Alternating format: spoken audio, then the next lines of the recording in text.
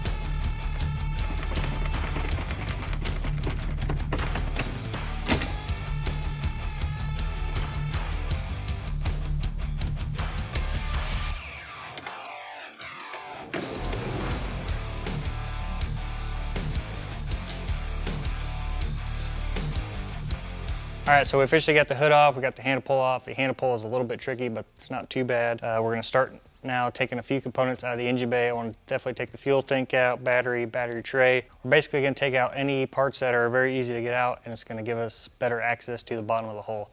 So we're gonna try to pressure wash this thing. I've had good luck pressure washing jet ski engine bays in the past, but you gotta be careful not to get any water down the intake or exhaust ports. So we're gonna be super careful with that, but like I said, we're gonna take off anything that we can to get out of the way. And then we're going to do a good pressure washing and detailing underneath this hood.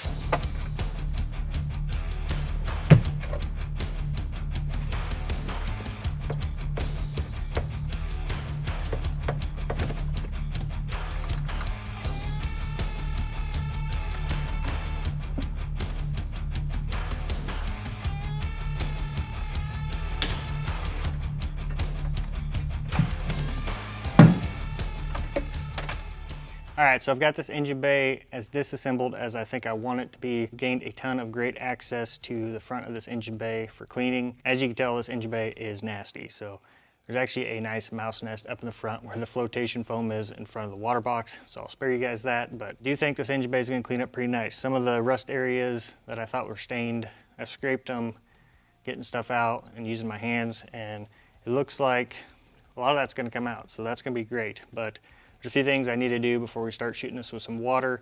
Number one, I'm going to take this intake off and shove some rags down in the carburetors just to absorb any potential moisture that could get in there. And then I'll also find a nice cap plug to cap this intake. So I'll even go to the extent of plugging this exhaust even though it's facing down, and then I might even spray a little fogging oil in the cylinders just to be super safe. So like I said, I don't know how well the filming of this will go, but we're going to jump right into it and get after it. So we got this engine bay completely prepped. I've got a GoPro mounted. I'm gonna try to get some footage for you guys. And I'm gonna show you real quick how we're gonna do this.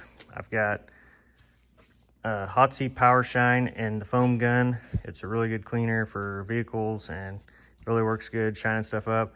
I've got Dawn dish soap. It's really good at getting grease off of things. Worst case scenario, I'm gonna break this stuff out. I'd rather not use that, but we'll see if we need it or not. So I'll be soaping this thing down, letting it soak. I'll be scrubbing with a nylon bristle brush, hitting it with some microfiber towels, and then we will be rinsing. So you obviously can't just fill this engine bay completely full of water. So we'll be periodically sucking out the water with a shop vac. So we got the filter out of the shop vac, it's empty. So we'll be soaping it up, scrubbing, rinsing. We'll be sucking it out with the shop vac, and we'll just repeat that process till we get this engine bay nice and clean. So.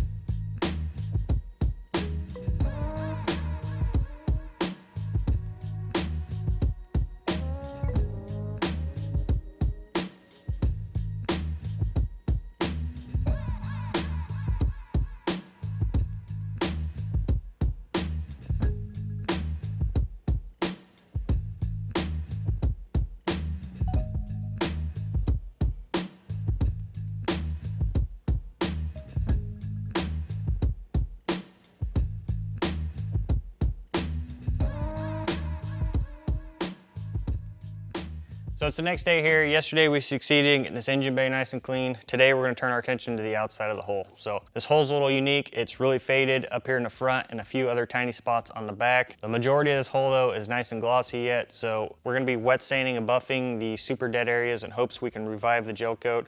I've had really good luck doing that in the past, so I think we'll have success trying to get this front here back up to a really good shine. There's a few things we need to do to get this hull prepped though. We need to get this engine bay covered up. We don't want to sling any compound down in our new clean engine bay. I'm thinking I want to take off this filler neck and this front bumper.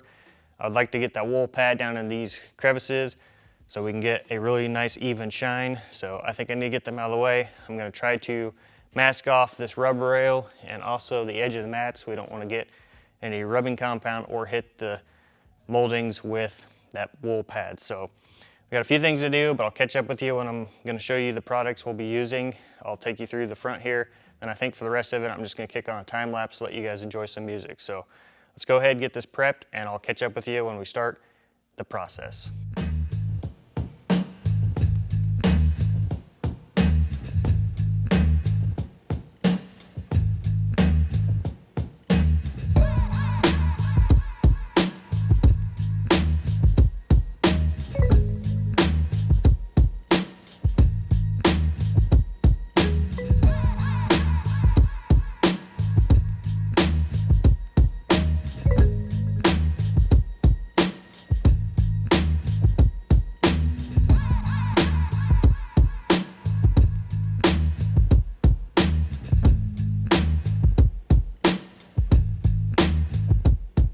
All right, so I've got this hole ready to be wet sanded and buffed. We ended up taking the moldings off. They were pretty easy to get off, so I just went ahead and took them off instead of masking them off. So I think we got everything set up. Before we jump into it, I want to show you exactly what I'll be using and kind of talk about the process, and then we're going to jump right into it. So we're going to start things off with 1500 grit sandpaper on a hand block. This is a block from Motor Guard. These are pretty affordable. You can buy them online. It's softer on one side and firmer on the other. It will bend as well, so you can contour it to the surface of what you're sanding. This thing's pretty curvy, so that'll come in handy. So we're gonna hand sand with 1500 grit. You're gonna see some blue water. It's gonna take an oxidation layer off. Once we get that sanded with 1500 grit, we'll rinse it off nice, and then we'll start sanding with 2000 grit. So I'll be using a 2000 grit foam Mirka pad on a DA. The reason I like to use a DA is because if you don't get all the scratches buffed out, the human eye has a lot harder time detecting scratches that are sanded with a random orbital sander than if you were to just sand them with a straight line. But if you guys don't have access to compressed air or a DA, then I recommend just going ahead and using 2000 grit on a block. So you can get by with that. So we'll also be using a wool pad on a buffer. Once we get completed with that, this pad cuts really well. So this is going to be the workhorse of this operation. We're going to be using 3M Perfected compound. There's probably better things to be using on gel coat, but I've used this throughout my auto body career, so we'll just be using this. And then for the small nooks and crannies, we'll be using a 3-inch buffer from Harbor Freight. These are also really affordable. The pads ain't great that come with it, but you can buy other ones online. This works really good for getting to these tight nooks and crannies, and it's just a really good tool. I recommend that as well. And so we'll be soaking our sandpaper in soapy water. It's just Dawn dish soap in a bucket. So nothing too complicated, guys. We're gonna start sanding on this. You're gonna see a little bit of blue come off. Don't be alarmed. So, and then we're gonna just go through the steps with you. Hopefully this thing shines back up. Now, I am gonna be a little realistic with you. These stickers areas, you're probably still gonna be seeing it if you get real close up on it, but I think we're gonna be successful at getting the rest of this really nice and shiny. I think it's gonna be really good looking from a little bit of distance, so don't expect perfection out of this, but I think we're gonna get this really good. So it's enough talking. Let's jump right into it and show you the steps, and then we're gonna go ahead and just run the buffer over the rest of the ski. All right, we got our 1500 grit wrapped around our block, and we're gonna go ahead and start sanding on this.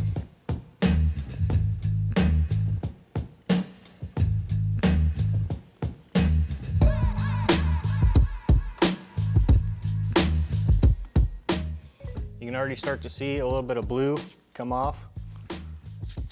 We're just gonna go ahead and sand this whole nose with 1500 grit.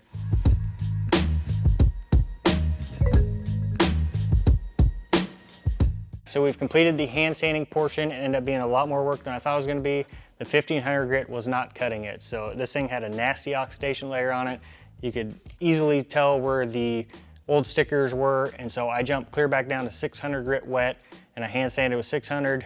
Then I jumped to 1000, and now I sanded it with 1500. So we got a nice even 1500 grit scratch on this thing. It's nice even finish. I think it's gonna buff up really nice. So now we need to go ahead, grab the DA with the 2000 grit, run over it, and get a nice even 2000 grit scratch in this thing. It should almost buff this up a little bit, and then we're gonna straight to compound. All right, we've picked up the DA with the 2000 grit. It's time to start going over this with the 2000 grit. We'll see you once this step's completed.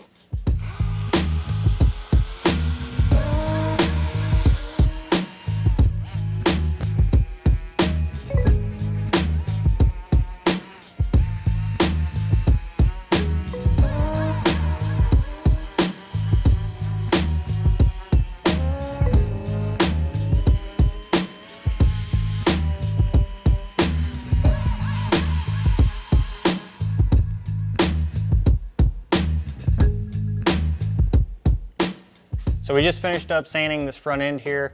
It's got a really nice even finish to it. That 2000 grit on DA does a really nice job getting all those lower grit scratches out. You can almost kind of see it's got a little bit of shine to it, almost like a matte finish. So now it's time to throw some compound at this thing with the buffer. I can't wait to see how this thing's gonna look.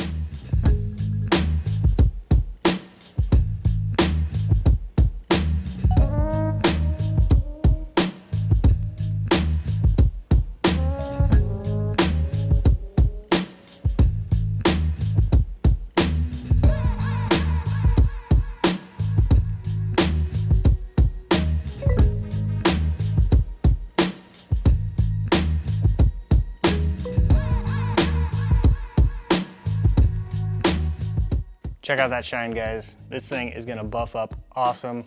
We got a lot of work to do. Can't wait to see this whole front end looking like this.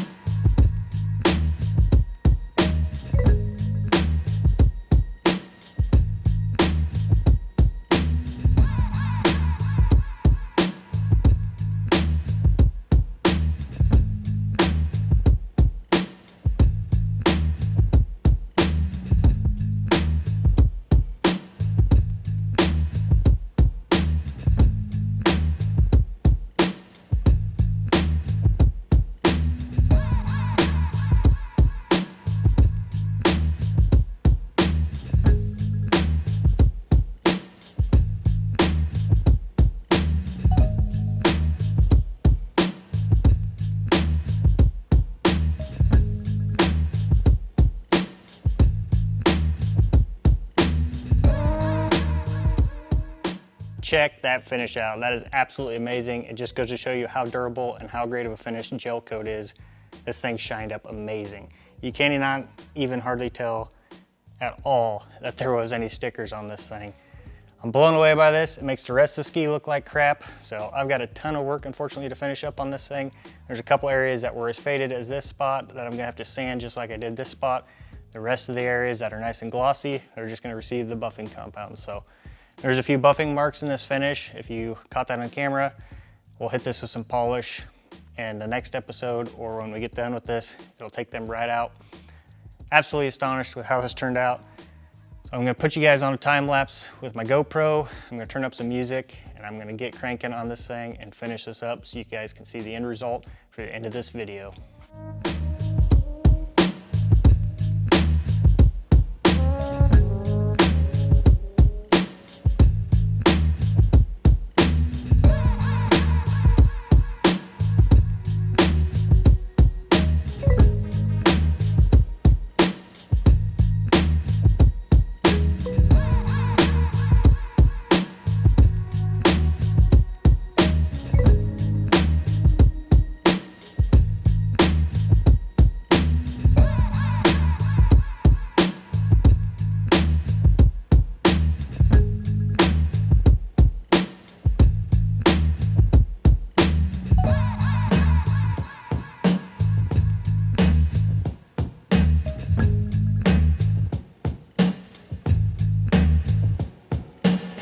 So that's gonna be a wrap for this episode. That was a ton of hard work, but I think the results speak for themselves.